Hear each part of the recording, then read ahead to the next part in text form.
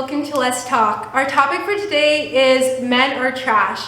Now this is just a disclosure. We don't think all men is trash. This is just a phrase that has been going around and we thought that we would shed some biblical light on this topic. So let's get into this video. So for our viewers who do not know how this whole men are trash catchphrase came about. So how do you guys think men are trash came about? I heard that it was after like the Me Too movement. Like a lot of girls are like, men are trash, men are trash. So that makes sense. Yeah, it definitely has been trending. So guys, do you believe that men are trash? No. No, not at all.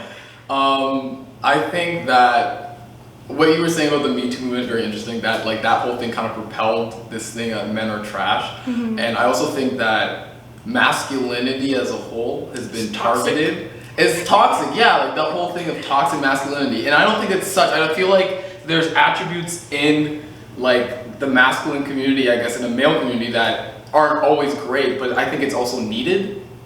Like aggression and stuff like that, that's needed for guys. That's how guys kind of function. For girls, it's something different. And then it's just always going to be painted as a bad light regardless. So that's just, I don't think men are trash. That's just it's an overcomplicated statement for sure.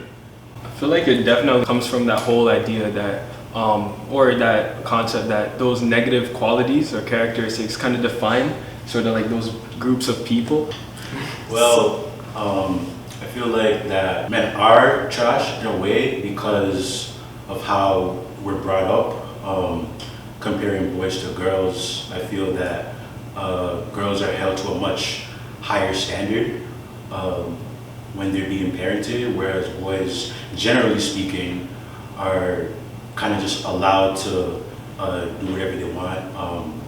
Parents kind of just let things slide, and you know the whole saying like boys will be boys. And I feel like just in our society, it's designed to favor men.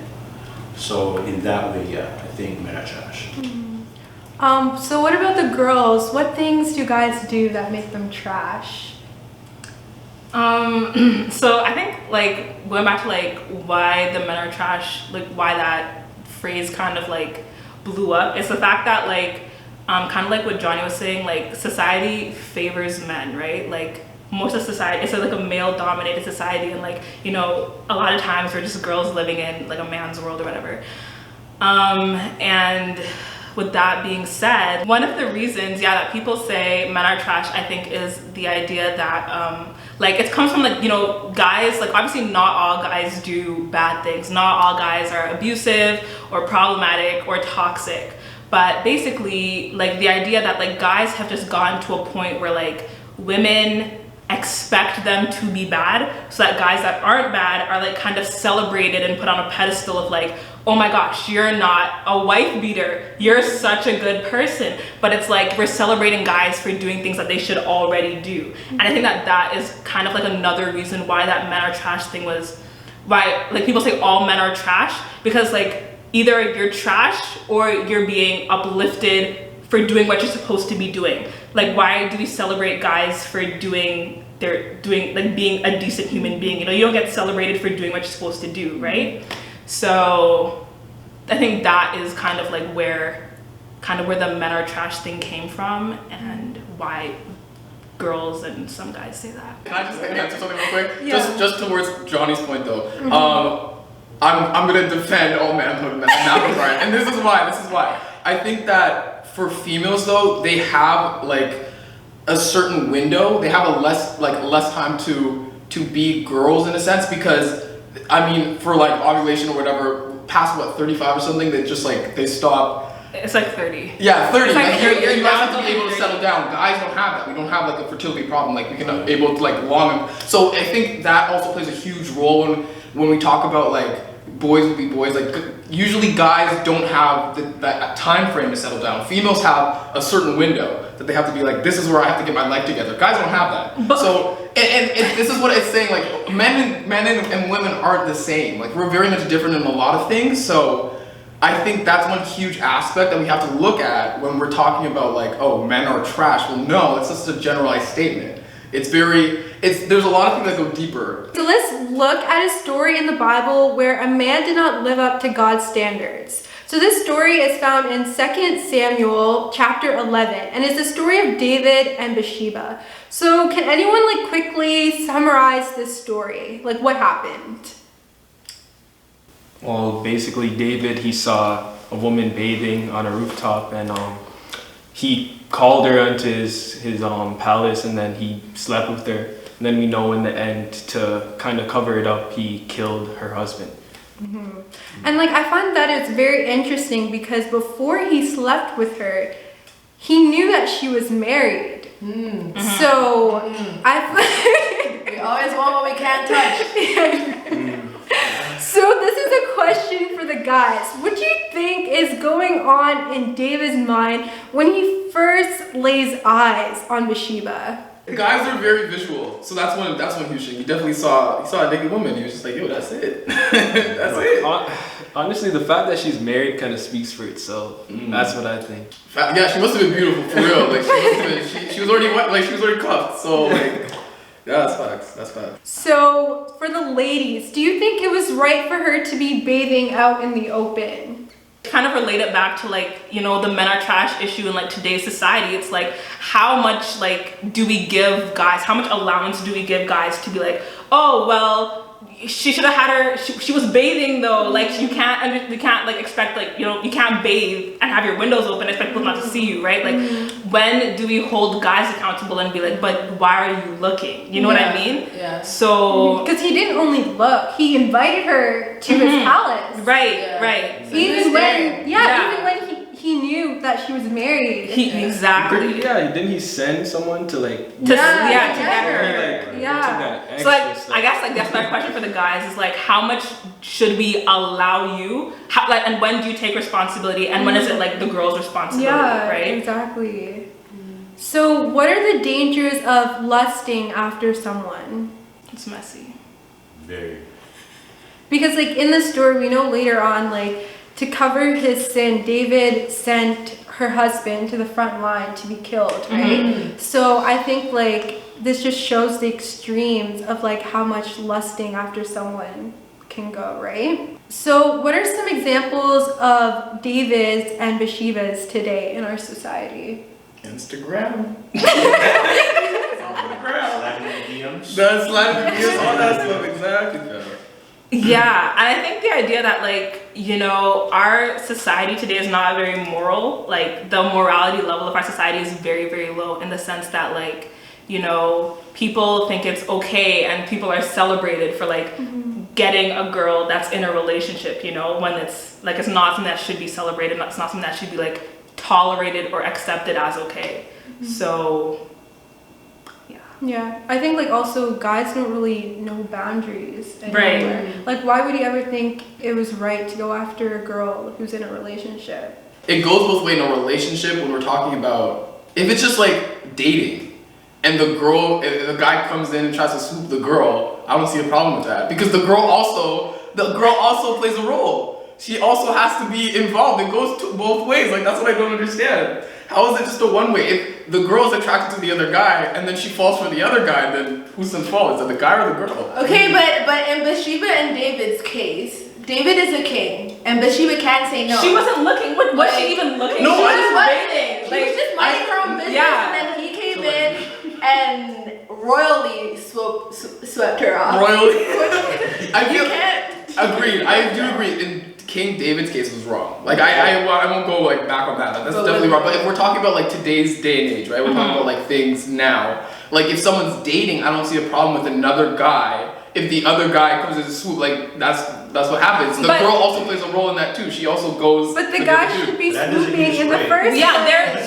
but then that just goes back to my point about the level of morality being so low. Like, why is the confines of a relationship not respected? That you would feel that you are justified in going and interrupting somebody else's relationship.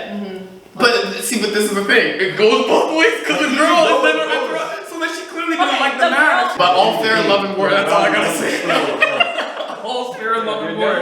Because Like- the whole clothing thing, like, you know, Right. some people might wear provocative clothing, and then others, like, there might be one group that's willing to accept guys, and then another group that's not. So like it does go both ways. Some are good, some are bad on for both genders, I would say. For sure. Agreed. Especially, yeah, that's one thing, because guys are very visual. Like, that's one huge thing. And, like, OnlyFans blew up, like overnight, because, see, like, things like that, though, like, and then the majority audience is all females. Like, you don't see a lot of guy OnlyFans. Yeah. So, like, yeah, that wouldn't be there. That wouldn't more be people. Exactly.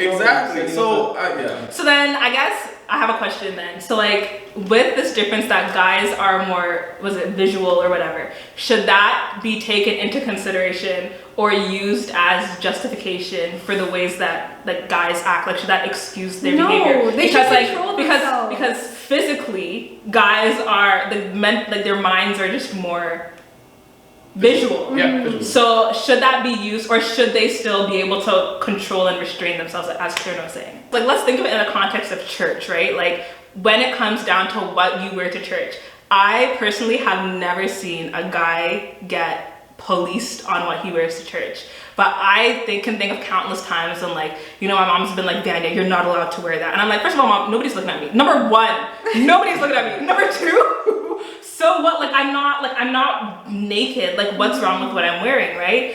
And so what, like girls, like people are always so quick to tell girls, oh my gosh, that person, oh my gosh, her husband is gonna be looking at the girl and not focusing on the sermon and everything like that. But why is it not a conversation of, why are you coming to church to look at somebody's wife? You know what I mean? Like, why are you not coming to church to listen to the word, the message? So like, I feel like it is still used as a justification, and like, I don't think that should be allowed, you know what I mean? Like the same energy you give to girls growing up is the same energy that you give to guys, or you should give to guys.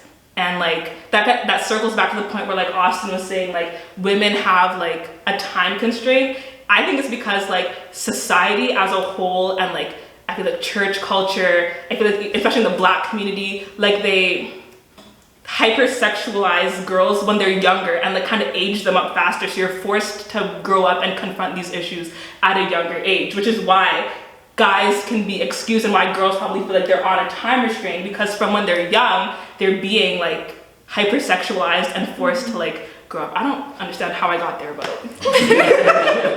honestly, like we have to realize like we're not in the world by ourselves, right? Like there are other people with struggles, especially in church. You know, we have to understand that some people come there to get away from those struggles, especially. So we can't, you know, bring those outside sort of worldly clothing inside to then, I guess, have those people tempted, you know, that already have that struggle in themselves, right? The church is a place for the broken, right? Or like, how do you even know? Like, imagine the responsibility that now you're putting onto women who they're just going to church, but now they have to carry the weight of, oh my goodness, what if a guy's attracted to girls in black and I'm wearing something black? What if he's attracted to girls who wear skirts all the way down to the floor and I'm wearing that, but I can't wear a short skirt because guys are attracted to that too? You know what I mean? Everybody has their own weird preferences. And how do you take on all of that? You know what I mean? I think it's more of like covering up though. Like it's not like I don't even know how to explain, because yes, I don't like, women should be able to wear what they want, and yes, I do think it is demonized because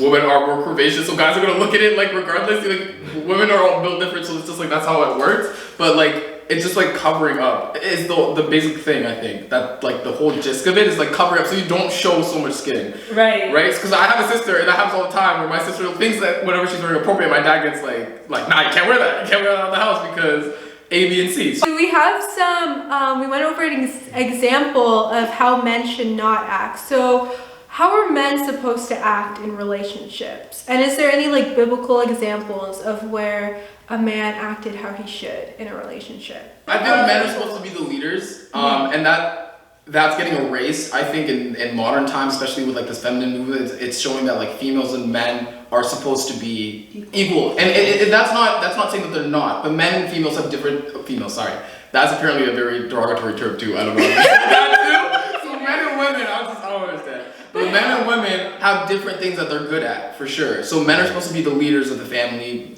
Like when it comes to responsibility, a lot of it falls on the guy. And I think this day and age, it's getting erased where women are the leaders now, and it's doing an imbalance where like guys don't know their purpose, they don't know what's going on, and Yeah, so it's just, I feel like that's kind of going all over the place, but I think men are supposed to be the leaders of the household. Yeah. Yeah, that's not to say they're unequal in value, right? Right, yeah, right. equal in value, but just different, you know, Roles. yeah. Oh. Okay, but to be play devil's advocate, like it's just my responsibility. What if a female is the leader? What if she's the leader? What if she's better suited to take on the man's roles? I think the guy is the one that's supposed to like initiate. He is the one who initiates a lot of stuff. So like to ask out on a date, it's usually the guy. It would be weird if a female did it. If you were asked to get engaged, if a female did it, I would feel weird. She got on one knee, I'd be like, whoa, we ain't doing all this. Like I'm out. Like that's fine. And I feel like you guys would feel the same, right? Like it'd be kind of odd if you would be like, I'm the one initiating the But thing. You guys don't want to guys deadbeat. don't take Yeah? the initiative. Then And I feel like it's Yeah. because there's a whole There's big something wrong? stigma, it's just a big movement behind females taking a lot of the initiative and things, and then that's just leaving guys being like, okay, what are we supposed to do? And a lot of guys just like, I don't care anymore. But is They're that like, not "Fine, because whatever." guys just dropped the ball and the girls had to come and pick up their I don't slack? think so. I don't think so. No, because some girls get offended. Like you open the door from them, like, oh, I could have done it for myself, and like they say all these things to where like you don't even know what you're supposed to do. You feel like you don't want to do certain stuff. So yeah, it's that. I feel like it comes from that. So if someone can read Ephesians 5 verses 25 to 28. Husbands, love your wives, just as Christ loved the church and gave himself up for her to make her holy, cleansing her by the washing with water through the word, and to present her to himself as a radiant church, without stain or wrinkle or any other blemish, but holy and blameless. In this same way, husbands ought to love their wives as their own bodies. He who loves his wife loves himself. So I thought this was really interesting how when God's talking about relationships and like a man and a husband, and he refers to like the church a lot, right? And like we know like the church is supposed to be like a beacon of light and to like show people God's word, and it's supposed to be like esteemed in a way. And I think it's kind of like unique how God referenced like a relationship to a church, something that's like so holy and like pure. So does anyone have any like comments on this verse and relationships? Well, it mentioned we should love our wives as Christ loved the church. And what did Christ do for the church? He died for the church. So that's pretty much the ultimate sort of act that we could show our love. Yeah, and I think it shows like how great a husband's love should be for his wife. Like nowadays, like I think like the divorce rate is like as high yeah. as it was like ever before. Almost like 50%. Yeah, because like guys just fall out of love with their wives. Or vice versa.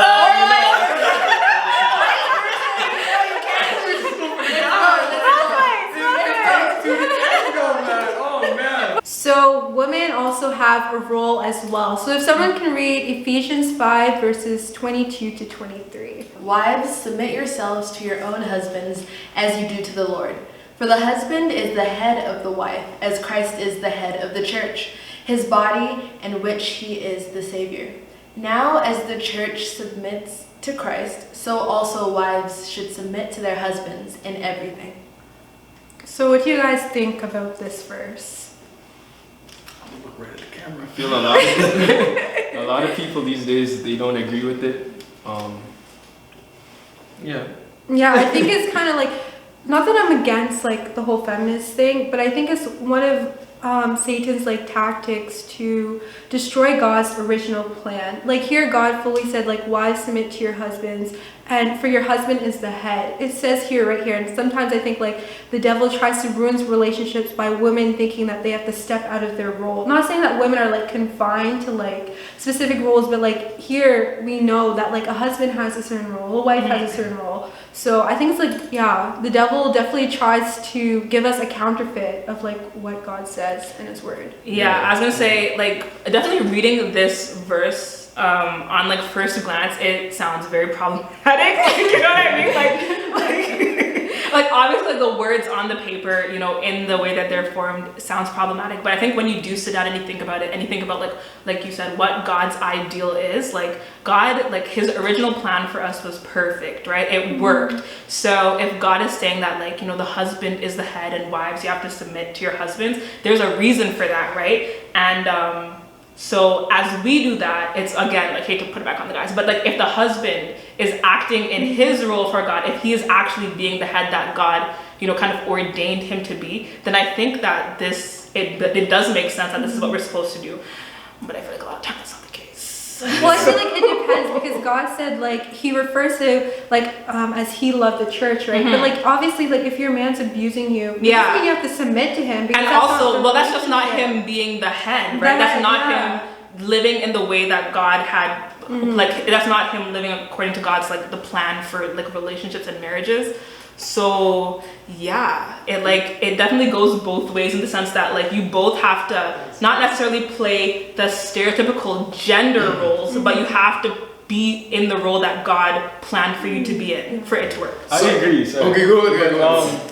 It's just we forget that the head of the husband is God, is Jesus, right? So if you, right, I agree that if men act in that way to where God is their, you know, their master, their head, then the woman would be more submissive. So is it, like, my thing is it one without the other? So if you had, let's say, like you were saying, an abusive relationship, right? Like, should the woman still submit because that's what she's known supposed to do, or is she not going to submit because she's in an abusive relationship? So, like, how does that? Well, I feel like she's only supposed to submit when the husband's following, like, doing his exact role. Like, being abusive is not what God had told us to do. That's going against the role. Right, like, it is one without the, it can't be one without the other. You have to work together. So she's not no longer, like, bind by that thing. So like, if let's say the husband loves the wife, but she just, like, decides to go off and be, like, a thought or something. Like, does that mean that he needs to continue to love her, or should he, like, find someone else? Well, let me leave it to God's hands. Like, he will fix the situation for you, right? But people want to control their own situation. Maybe you're fed up, you're tired, you're frustrated, you're annoyed, and those feelings are all valid, don't get me wrong. But, like, when you get married, it's like a covenant, right? It's like something that's not meant to be broken. It's very, like, sacred. And that's another thing that society does, is like they take the sacred aspect out of marriage, and now it's just like a fun thing to do on the weekend, you know? Like, so when you think about it in those terms, like, you know, like, if your wife is, or husband is, like, going outside of your relationship, then you think and say, what is causing them to do that? Like, you sit and you fix the problem, which is, I feel like people nowadays don't want to put in the hard work. It's just easier to just, you know, walk away. I feel like it's also hard to live with the fact that the person didn't love you enough to didn't, like, cheat on you or like, abuse you or whatever, and, like, imagine, like, you have to live with that person, like, every single day. It's like a constant reminder. Like, even if you forgive them, you still have to live with them. And I feel like for some people it might be easier to just be like, oh, like, I'll move on, I'll find someone better. Right. So thank you guys for joining us today on Let's Talk. We discussed a very controversial topic. Men are trash, and we also went over, like, the dangers of lust and how men and women should behave in relationships. And although David sinned and God was not pleased with him, Bathsheba was later the mother of King Solomon, and he was one of the wisest men ever lived. So we have all fallen short of God's glory, and we deserve forgiveness instead of just being labeled as trash. So hopefully this video was educational and entertaining, and thank you guys for joining us, and we'll talk next week.